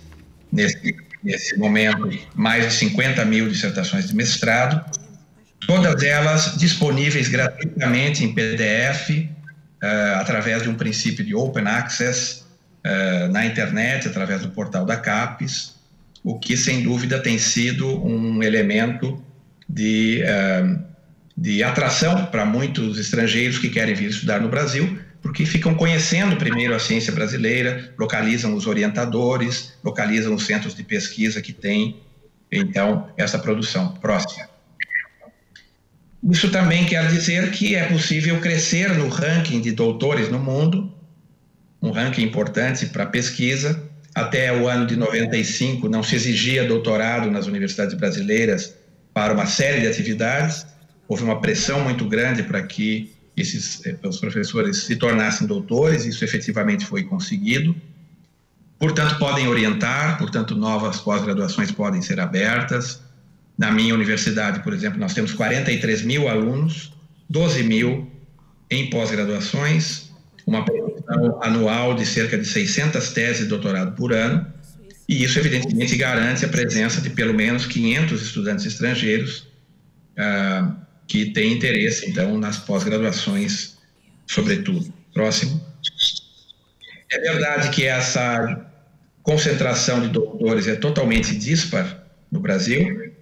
Minha cidade de nascimento, Santa Maria, no Rio Grande do Sul, lá no extremo sul, que não é nenhum vale do silício, é a cidade brasileira com a maior concentração de doutores, porque a população é pequena e tem uma grande universidade federal.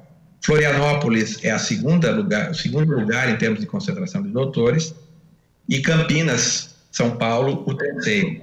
Mais ainda que São Paulo, Rio de Janeiro, que por terem grande população, tem, evidentemente, menos concentração de doutores. Próximo.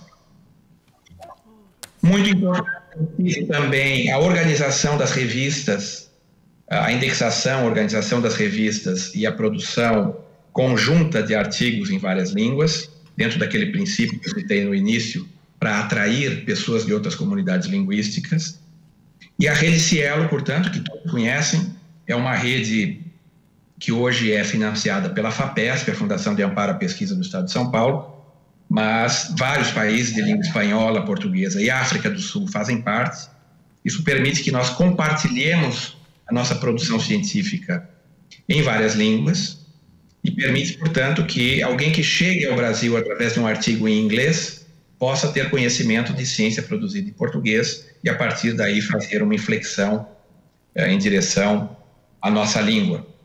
Fizemos uma breve pesquisa com alunos de doutorado dentro da base Cielo, que dados em que línguas os artigos são publicados. Constatamos, por exemplo, que na área de ciências médicas e biológicas, sobre um corpus de mais de 150 mil artigos, já o inglês é a língua predominante de publicação. Então, o contribuinte brasileiro ou o contribuinte português paga o seu imposto para que nós produzamos artigos em inglês, por exemplo, nessa área. Próximo. Na área de agrárias, exatas e engenharias, esse número é um pouco mais reduzido para o inglês, o português ainda predomina com quase 60%. E no caso do próximo, no caso das ciências humanas e línguas ou letras, ciências sociais, então o português é amplamente dominante, com quase 80% da produção. E o que notamos de interessante nesses três gráficos é a presença absolutamente negligenciável do espanhol como língua da ciência. E depois fizemos a mesma pesquisa para a Argentina, e o português é plenamente negligenciável como língua de produção científica na Argentina. Quer dizer, a proximidade cultural, política, acadêmica dos nossos espaços, que compartilham até organizações bastante expressivas, como, por exemplo, a UGM, Associação de Universidades do Grupo Montevidéu, que congrega 32 universidades públicas do Mercosul, com diversos núcleos de pesquisa. Apesar disso, a produção cruzada em português e espanhol é muito pequena, o que faz com que a produção brasileira seja pouco conhecida nos países vizinhos e vice-versa. Como sabem, em novembro haverá uma conferência em Lisboa, promovida pela OEI, Organização dos Estados Ibero-Americanos, que visa a fomentar essa cooperação entre o português e o espanhol. Tive a honra de organizar uma revista da OEI, que saiu agora esse mês, junto com colegas de Portugal e da Espanha, sobre o bilinguismo português-espanhol, perspectivas de futuro nessa conjunção, o que certamente teria algum impacto, e tem impacto porque o maior número de alunos se deslocando para universidades brasileiras são alunos do espaço hispanófono, dos países vizinhos do Brasil, evidentemente. Próximo. Considerando, então, que na mobilidade é importante pensar que, mesmo quando pensamos a mobilidade em termos de mobilidade interna ao espaço de língua portuguesa, essa mobilidade sempre vai conviver com uma mobilidade externa, de alunos vindos de outros espaços, porque predominam nos nossos países alunos de outros espaços. Então, é muito importante o que eu escutei aqui sobre a promoção da mobilidade interna à língua portuguesa. Ela é uma ferramenta importantíssima, e talvez devêssemos pensar também como conjugar essa mobilidade interna à língua portuguesa com uma rede de mobilidade externa, aquilo que na política linguística do inglês foi chamado por Crystal como um segundo círculo da mobilidade de língua portuguesa. Isso porque o multilinguismo é uma realidade inegável, e porque, como muitos têm dito, a língua do século XXI é o multilinguismo e a tradução automática. Eu vou só dar um exemplo dessa importância. Próximo. Eu citei que o Brasil tem, então, uma média de 16 mil teses de doutorado por ano. Hoje o Brasil tem um repertório de 138 mil teses de doutorado disponíveis gratuitamente em PDF, todas perfeitamente em português, com que quem não lê português não tem acesso à nossa ciência. Como é que nós poderíamos resolver esse problema para que a nossa ciência fosse mais conhecida, ela fosse uma ferramenta de mais parcerias, sem que nós tivéssemos que escrever em inglês? Então, uma das universidades membros da nossa cátedra, a Universidade de Brasília, através do professor Cláudio Menezes, desenvolveu uma ferramenta que estamos testando agora no âmbito da cátedra. Uma ferramenta que permite, por exemplo, que um aluno da Indonésia, que não fale português, localize uma tese brasileira obtenha a tese brasileira, sumarize a tese no número de páginas que desejar, automaticamente, uma tradução desse sumário de 10, 20 ou 30 páginas para saber se a tese é relevante para o seu objeto, e obtenha finalmente um alinhamento automático do português com a língua-alvo, de tal maneira que ele tenha os dois textos disponíveis e possa, então, não só se interessar por aprender português para fins científicos, como possa também comparar e, com o tempo e com alguma maestria na língua, eliminar os possíveis erros de tradução. Próximo. Então, o sistema criado na UNB permite a localização da tese na plataforma CAPES, depois se copia, se adiciona o arquivo à plataforma, próximo, se organiza uma taxa de compressão, isto é, em quantas páginas queremos um sumário automático para uma tese que tem, digamos, 200 páginas. 10 páginas, 20 páginas, 30 páginas, fica a escolha do utilizador. Próximo. Em seguida, escolhe-se a língua da tradução, que no momento são 5, francês, inglês, espanhol, japonês e alemão. Próximo. E, finalmente, obtém-se o alinhamento dos dois textos. Próximo. E vemos já o resultado. Então, aqui com o título da própria biblioteca e o texto, as sentenças fonte em português e as sentenças alvo em francês alinhadas. Isso é muito importante na nossa cátedra, por exemplo, porque a Indonésia tem uma produção de tese de doutorado similar à do Brasil, todas em indonésio, mas nós não sabemos absolutamente o que eles produzem. Nós não sabemos o que a África do Sul, que é parceira, também produz em Afrikaans. Nós não sabemos o que a Rússia, que tem uma quantidade gigantesca de programas de pós-graduação, produz em russo, mas esse sistema permite que a gente possa se aproximar de outras comunidades linguísticas e elas possam se aproximar da nossa produção e, portanto, possamos localizar co-orientadores, localizar parcerias, fomentar acordos bilaterais com universidades estrangeiras para fins acadêmicos, que é o que a nossa cátedra está fazendo. Eu estou nesse ano, por exemplo, num ano sabático, passei 6 meses na Universidade de Hyderabad, na Índia, que é a nossa parceira na Índia, e agora estou aqui em Moscou, na Universidade Estatal Russa para as Humanidades, RGGU, que, portanto, estão conhecendo os nossos parceiros brasileiros, estabelecendo convênios, estabelecendo parcerias. Próximo. Ontem mesmo tivemos um seminário sobre os BRICS, e o que aqui em russo se chama de SHOS, isso é a Organização para a Cooperação de Xangai, que tem esse nome engraçado em russo, SHOS. E um dos temas foi exatamente como é que as nossas 4 línguas oficiais podem cooperar, e aí estamos falando de o que se chama no Brasil de cachorro grande, né? Línguas que são cachorros grandes, o chinês, o russo, o inglês e o português, com as 4 línguas oficiais dos BRICS, que podem possibilitar, como já está em construção, uma rede de universidades dos BRICS.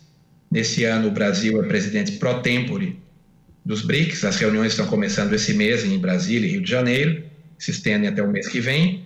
Evidentemente, estamos passando por turbulências no Brasil que dificultam um aprofundamento dessa cooperação por agora, mas, ao que tudo indica, permanecemos nesta organização que traz muitas possibilidades de promoção e de mobilidade acadêmica para a língua portuguesa.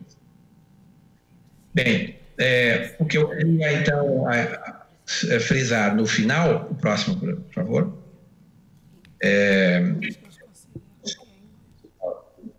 o que eu queria frisar no final, eu queria mostrar esse número, esse gráfico do número de examinandos do exame CELPE-BRAS, não sei se tem isso na tela agora, porque a porta de entrada para a mobilidade acadêmica no Brasil é o exame CELPE-BRAS.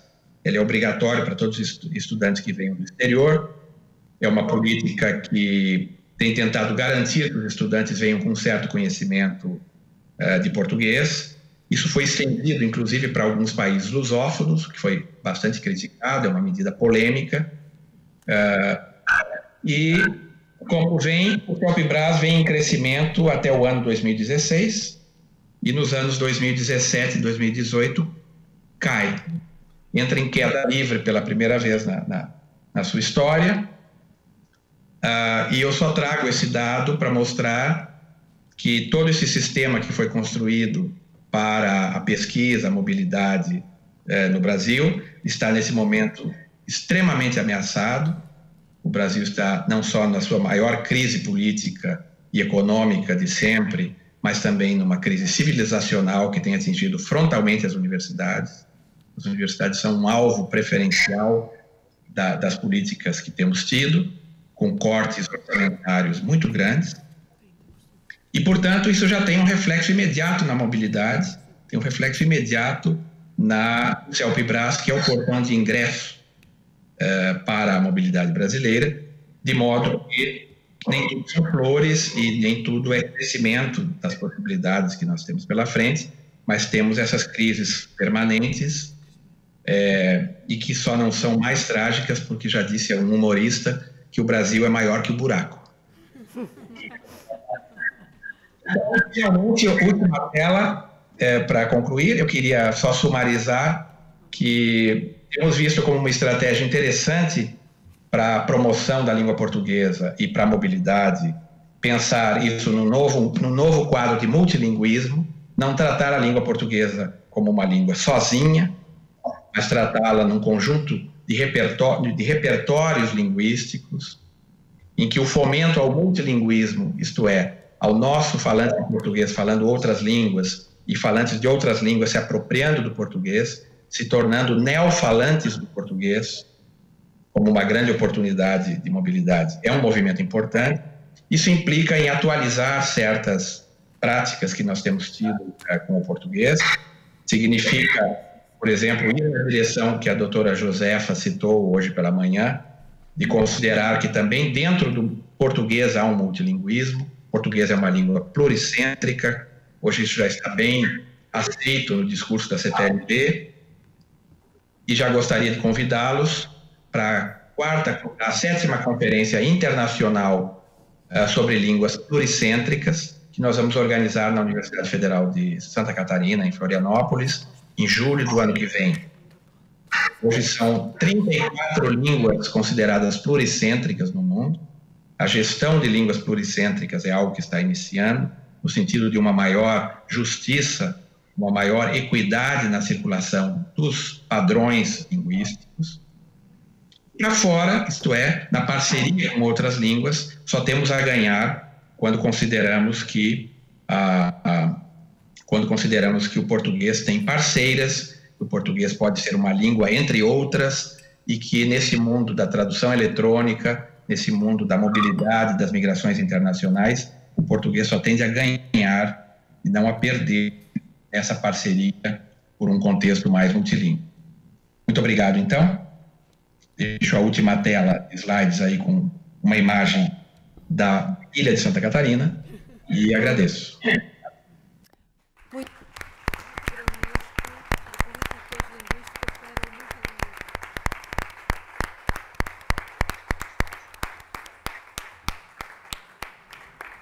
Muito obrigada, profesor.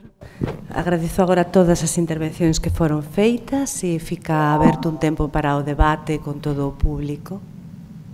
Pregunta entre o académico e o prático.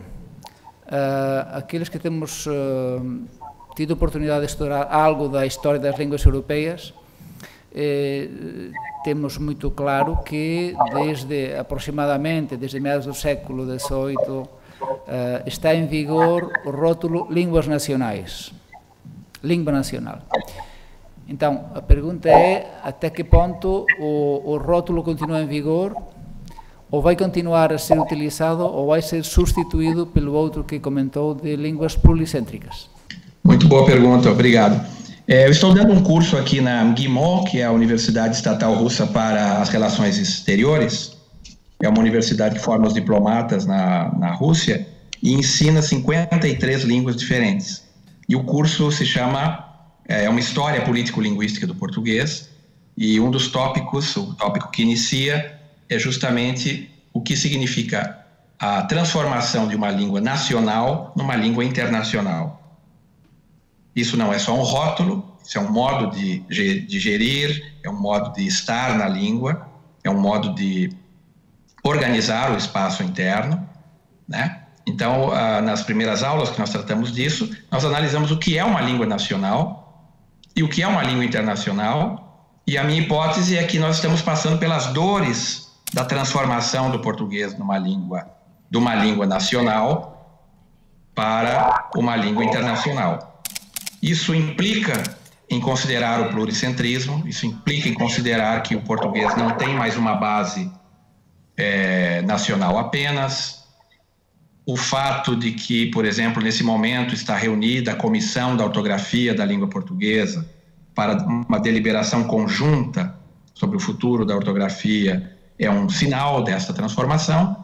Isso vem acontecendo com outras línguas também, que também têm passado por esse fenômeno, e isso está associado, evidentemente, a uma nova geopolítica que torna a espacialização dessa língua diferente, os modos de apropriação dessa língua diferentes. Se nós pensamos, por exemplo, estivemos em Macau na semana passada, no segundo seminário da Cátedra Unesco, trazendo uma série de parceiros que nunca estiveram no espaço de língua portuguesa para Macau, e lá vimos uma apresentação extraordinária por parte dos chineses, como a língua portuguesa passou de 2 licenciaturas no ano 96 para 40 licenciaturas hoje em língua portuguesa, todas elas financiadas e sustentadas pela China, que se apropria da língua portuguesa para diversos fins, que cria milhares de falantes de língua portuguesa por uma perspectiva que não é nenhuma perspectiva nacional, e que vão ensinar, hoje são 158 professores chineses de português atuando na China, em diversos contextos, fazendo doutorado e mestrado em Macau. E, portanto, acredito que essas dores que nós estamos passando da transformação de uma língua nacional, de estados que tinham dificuldade em separar a língua das suas identidades nacionais, para uma nova fase, que nós não sabemos ainda bem como é que nós podemos apenas explorar uma certa futurologia. Não é um fenômeno único no português, é um fenômeno que ocorre em outras línguas, e, portanto, cabe-nos mapear essas tendências, pensar nesses funcionamentos, ver que oportunidades estão embutidas nessa transformação, assim como um dia a língua deixou de ser uma língua colonial para se tornar uma língua nacional. Isso teve várias implicações. Agora ela deixa de ser uma língua nacional para se tornar uma língua internacional, com outras implicações, e assim a história da língua terá sua continuidade e as suas diferenças. Viva os historiadores da língua que poderão segui-la no futuro nessa dinâmica. Muito obrigado.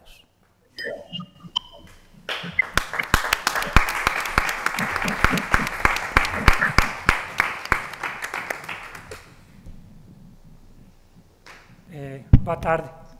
Boa tarde, olá. Olá. Bem, eu para além de, aproveito, já que pedi a palavra para dizer alguma coisa, antes de fazer a pergunta, se não se importar. Como estávamos a falar de mobilidade e saiu o nome de Guerra da Cal, e eu acho que este evento tem certa importância, também considero que é uma oportunidade para referir que, porque depois tem a ver com a pergunta que eu vou fazer ao professor Gilben Mulhos de Oliveira, tem a ver também com que moita da dor que arrastramos, as pessoas, por exemplo, que foram exiladas ou que por causa de motivos políticos tiveram que ir à diáspora, mas finalmente a través da mobilidade académica, como por exemplo o professor Guerra da Cal, conseguiram um lugar destacado onde por fin alguém reconheceu o seu labor e, digamos assim, a través desta mobilidade académica pasou de ser un exilado, un ninguén para o seu país, a ser un alguén moito importante no mundo a través da lingua portuguesa, porque supoño que Guerra da Cal é un personaxe indiscutible. Ah, sí? Ah, disculpa. Bom, entón nada. Ben. Entón, para concluir, Suponho, assim vou, se me vem. Sim. Então, para concluir, suponho que tamén unha maneira de facer un pouco a homenaxe àquelas persoas que fixeran parte dos acordos ortográficos e do funcionamento da Galiza e a través desta... Ben, vou-me perder porque eu estou un bocado nervoso. Mas pronto, a idea é un bocado facer homenaxe a este esforzo e a esta dor convertida en posibilidade e en oportunidade. A miña pergunta ven porque eu pesquisei un bocado o traballo do señor e do IPOL e é porque eu teño coñecimento de que vocês conseguiran oficializar outras linguas para além do portugués no Brasil. E, por acaso, acho que unha das linguas chamase Mingatú, se non estou errado, e non sei se ten a ver un bocado coa lingua guaraní, que do outro lado da fronteira é oficial no Paraguai. Estou a dizer ben. E a miña pergunta é a ver, será que a través destas linguas pequeninas que os galegos ollamos con moita admiración porque sabemos o que é ser pequeninos tamén, será que a través destas linguas pequeninas se pode quebrar barreiras para reencontrar, porque se dizemos que a través do portugués e español non está a funcionar, tal vez a través do pequenino poderá funcionar algún tipo de encontro entre os paraguaios, e os brasileiros. Non sei se me percebe a pergunta. Sim. E será que será talvez a través desta liberación desta dor de ter sido pequeninos e ignorados, tornárense persoas importantes porque a súa lingua oficial, será posible criar situacións académicas tamén en Llengatú ou en Guaraní, quer en Paraguai, quer no Brasil, e isto será bom para o portugués e o espanhol? Esta era a pergunta. Ótima pergunta também, obrigado. De fato, eu diria que é um dos trabalhos dos quais eu mais me orgulho na minha vida, foi a descoberta, a invenção, a criação de uma tecnologia social para a oficialização de línguas em nível municipal. O Brasil tem 5.800 municípios, e hoje temos 34 municípios com 12 línguas oficializadas, sendo dessas línguas 8 línguas indígenas e as demais línguas de imigração. O alemão é língua oficial de um município brasileiro, o Hunsrückisch é língua oficial, o Talian é língua oficial, que são línguas emergidas no contexto brasileiro a partir de chamados dialetos europeus, né? E esse movimento de abertura, de visibilidade para as demais comunidades linguísticas tem vindo ao encontro de um movimento semelhante nos outros países. Agora, há pouco, antes da nossa conferência aqui, eu estava escutando um webinário que ocorre agora, nesse momento, em La Paz, sobre descolonização, políticas linguísticas e o cumprimento dos objetivos para o desenvolvimento sustentável. A Bolívia tem um Ministério da Descolonização. Outubro é o mês da descolonização na Bolívia, e então os organizadores das comunidades linguísticas estão nesse momento tratando exatamente disso. Ora, essa abertura para um multilinguismo interno, ela ajuda também nessa abertura para fora, porque nós temos várias línguas em comum com os vizinhos, como os africanos têm. Os africanos têm várias línguas internacionais nas suas fronteiras. Nós pegaram o caso do Fang, na Guiné Equatorial, que é também língua do Gabão, que é também língua de outros vizinhos, e que não são vistos como línguas internacionais, né, porque não fazem parte daquele sistema de